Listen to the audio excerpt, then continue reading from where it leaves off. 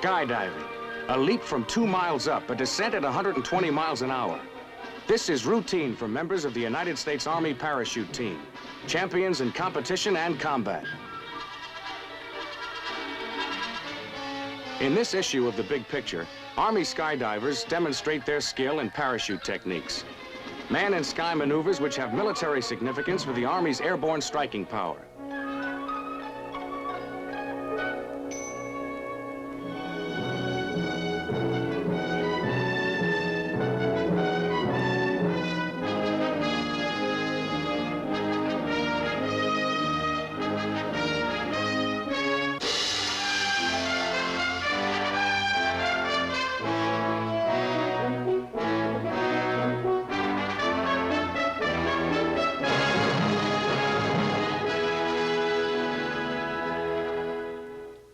I'm Captain James M. Perry, the commanding officer of the U.S. Army Parachute Team. We're a comparatively new and small unit, but you'll be hearing a great deal about us from now on. As an agency of the Continental Army Command, we represent the Army in sports parachute competition. In the international field, members of the Army Parachute Team have captured numerous trophies, many held previously by Iron Curtain countries.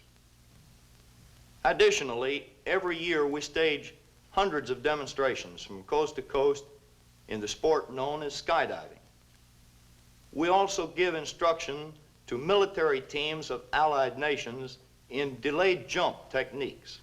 In addition, the Army Parachute Team is responsible for continuous research and development in the tactical applications of this particular skill. Before we take you into this exhilarating world of the Army skydiver, let's look at some of the early history of parachuting. Here's a model based on the first known design, sketched by Leonardo da Vinci in the 15th century. It never was tested. The first successful parachute drop came 300 years after Leonardo's design. A French balloonist named André-Jacques Garnerin jumped from 2,000 feet over Paris, descending safely as shown in the drawing of this event. Mr. Benjamin Franklin, who was then our ambassador to France, witnessed Mr. Garnerin's experiment. Inspired by the feat, Franklin wrote a report suggesting that the United States create a corps of 5,000 parachute balloons, each one of them capable of carrying 2 soldiers to be dropped in combat behind the enemy lines. And so the idea for airborne infantry originated with an American. Now let's see how this inspiration led to our paratroop force of today and to the establishment of the United States Army Parachute Team. As late as World War I, airmen scorned the parachute, regarding it as a champion swimmer might look at water wings. In the decade that followed, American parachuting remained in the carnival stunt category. In the early 1930s, the Soviets began experimenting with the parachute for military use. They worked out early methods for dropping infantry, cargo, and weapons.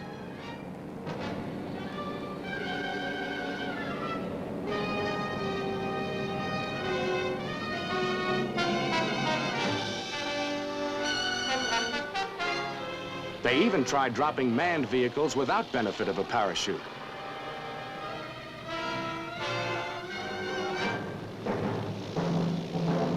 But it was the Nazi blitzkrieg thrusts at the outset of World War II that demonstrated the effectiveness of airborne assaults.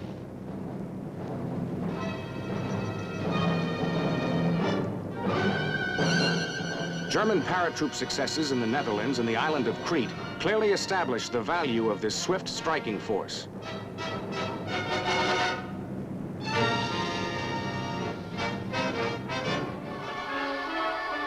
America's paratroop training program went into high gear on the eve of U.S. participation in World War II. Hardened by rigorous tests of stamina and endurance, men of this elite infantry force took to the skies in a new and dramatic concept of battle.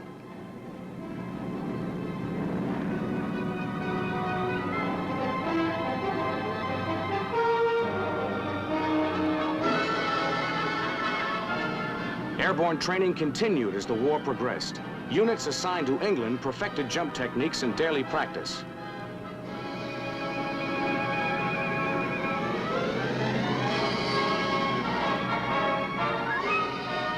It was a world of nylon and ripcord, and men who challenged the geometrics of space. A challenge to be pursued with incredible success in the years ahead.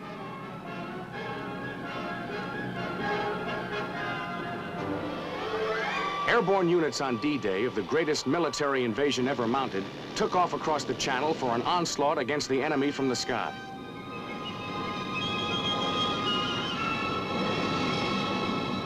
These were pioneers in harness and chute and helmet, products of airborne schools who knew what was expected of them and were ready to do the job. Tough, capable, confident, drilled in the ritual of the jump. The Sky Soldier in World War II became a legend.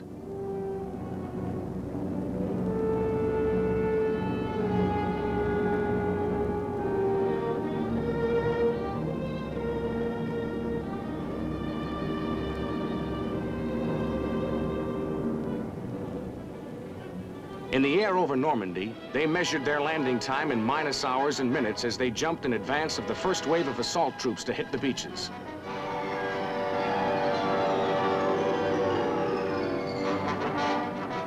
Paratroopers dropped over strategic enemy-held positions. Soon the Nazis were forced to swallow their own bitter medicine.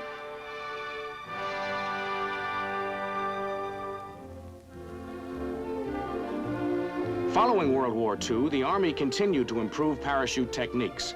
New training methods and equipment were put into use at Fort Benning, Georgia.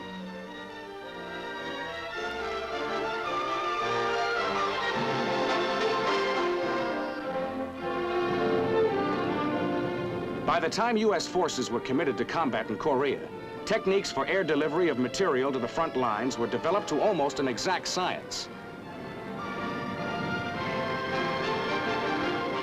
Special parachutes, some big enough to drape a house, had come into use.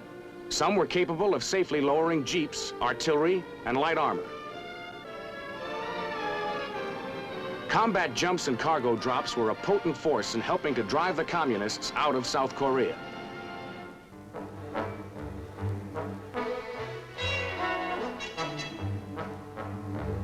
In the decade following the Korean War, training of American airborne troops was intensified, in keeping with modern military concepts, emphasizing special skills by quick, hard-hitting forces.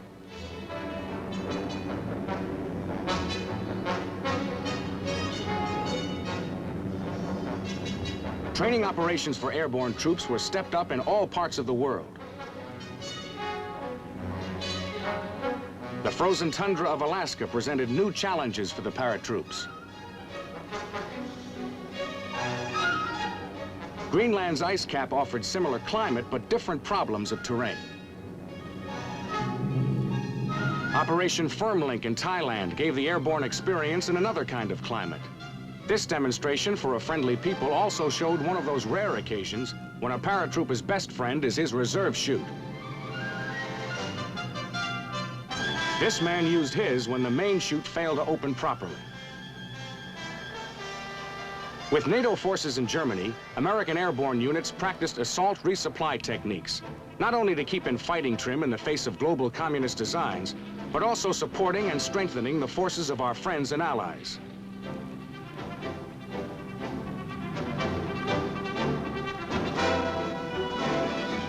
In addition to the basic task of dropping men and material into combat situations, new jobs were found for the Army's nylon umbrella. Here at Fort Bliss in Texas, a radio-controlled midget plane equipped with a small parachute acts as a target for anti-aircraft fire. When a hit is scored, the chute automatically pops out to lower the drone.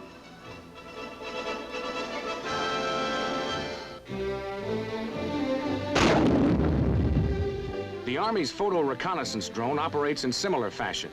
Controlled from the ground, it can fly over enemy terrain, taking such detailed motion pictures as these for use by field commanders, and then return to base, using its recovery parachute to bring it and its camera down gently.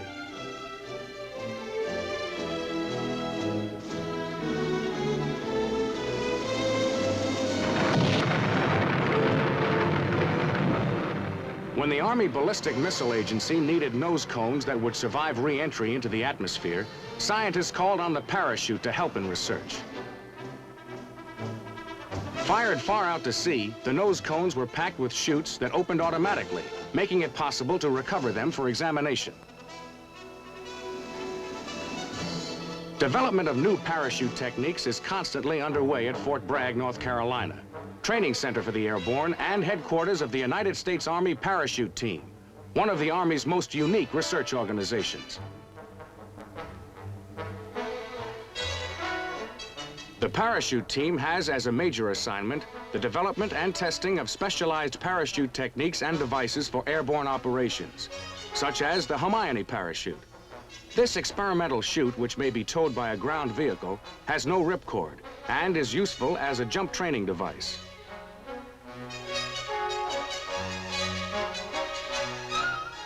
But these men of the U.S. Army Parachute Team, gathered at Fort Bragg for a briefing session, are recognized throughout the world primarily for their accomplishments as skydivers, a specialized aerial skill that demands the highest degree of perfection in controlled free fall and parachute techniques.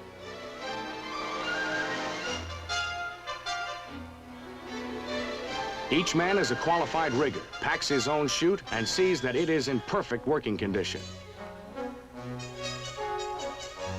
All chutes are logged and signed for according to strict safety regulations.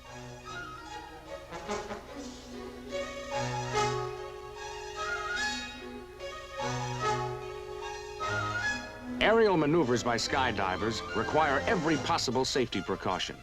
Parachutes for the Army team are specially designed with scientifically engineered steering vents to control the flow of air through the chute canopy.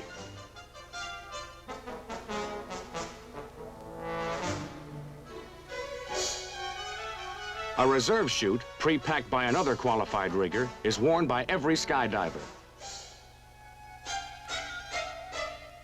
Smoke grenades attached to his shoes mark his descent in demonstration skydiving. An altimeter will tell the skydiver at what altitude in his fall he must open his parachute. A stopwatch allows him to time his aerial maneuvers with split-second accuracy. Weather is an important factor in skydiving. Wind, visibility, and other climatic conditions must be considered before operations are scheduled. The jumpers, according to their experience, may operate in various wind velocities. Each member of the 20-man Army Parachute Team has made over 350 jumps, but nothing is taken for granted. Equipment is constantly checked and rechecked. Last-minute instructions from their commander before takeoff.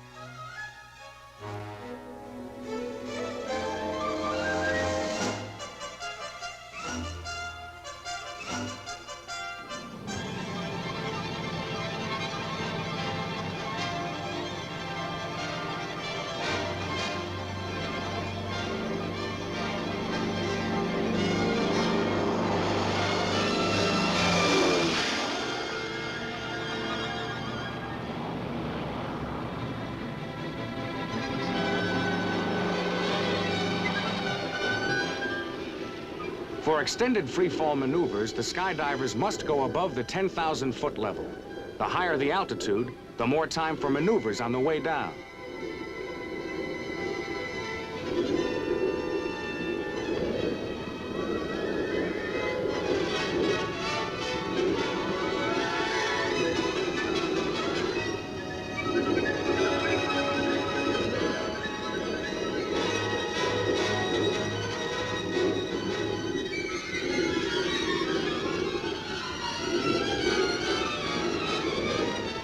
Free fall in skydiving involves a considerable time lapse before the jumper opens his parachute.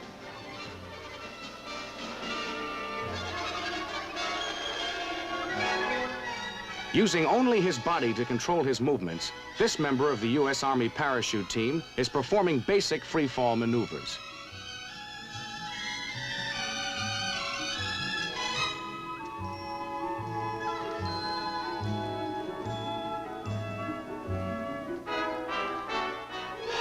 A highly developed skill of Army skydivers is formation flying. Precise manipulation of their bodies while in free fall allows the men to perform various movements in unison. As many as 6 men have been used in similar maneuvers, illustrating superb mastery of airspace.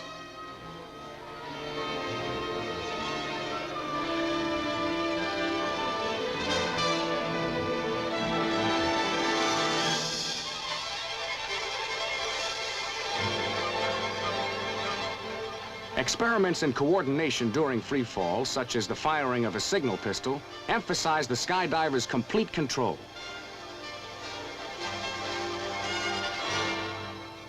Here is another member of the parachute team with some improvised free fall maneuvers. The slightest motion of his body controls the direction of his movement through the air. At all times, the skydiver must be able to stabilize himself in flight. The smoke grenades are important in tracking rate of fall and wind drift for the tactical military situations involving the paratrooper. A vertical descent at 120 miles an hour might carry the jumper horizontally as fast as 60 miles an hour.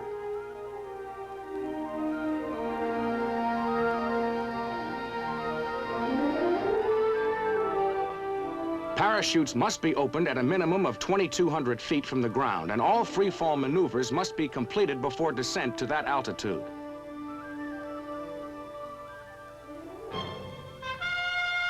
Being able to maneuver and stay together in the air allows the sky soldiers to track as a group and land in the same area for assembly and deployment.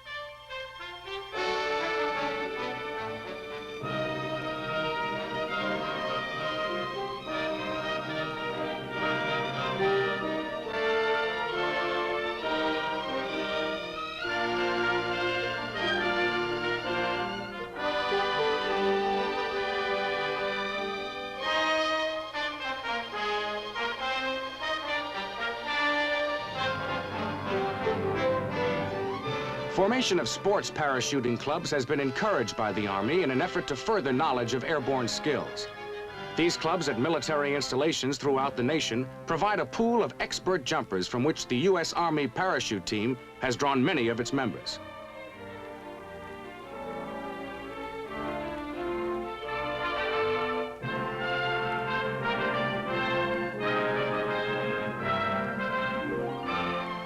Audiences in the United States from coast to coast have witnessed many breathtaking demonstrations by the elite U.S. Army parachute team.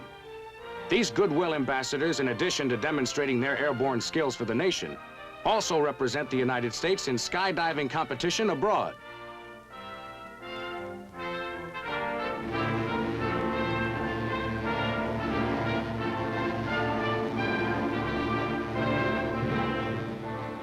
For public demonstration style jumping, skydivers go aloft to an altitude of about 7,000 feet.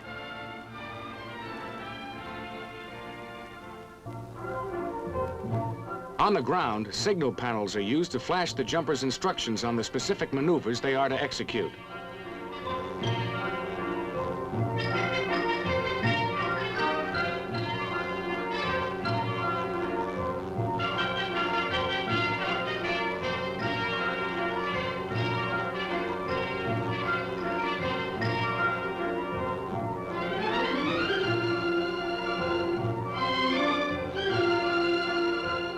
First man out is directed to perform a right series.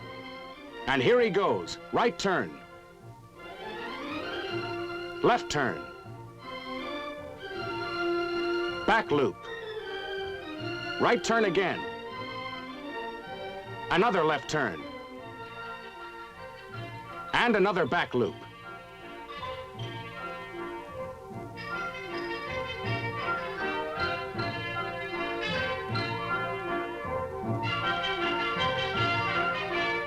By pulling on the toggle lines to control the flow of air through his parachute canopy, the jumper can point himself in any direction.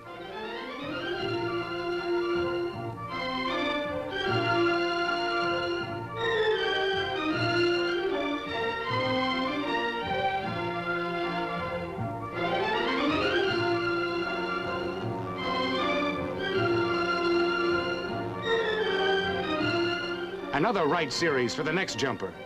The direction signal must be spotted from the air by the jumper within a period of 30 seconds.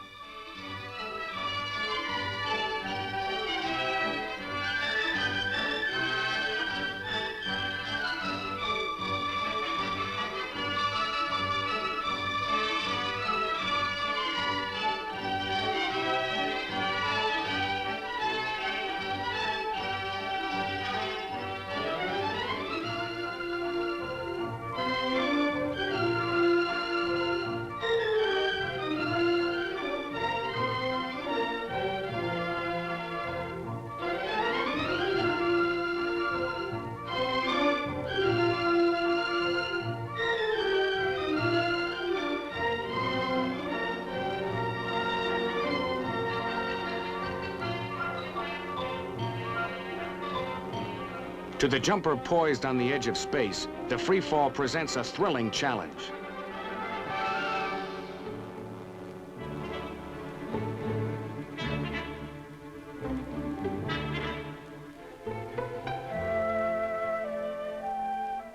This is how the ground looks to him as he goes through free fall maneuvers.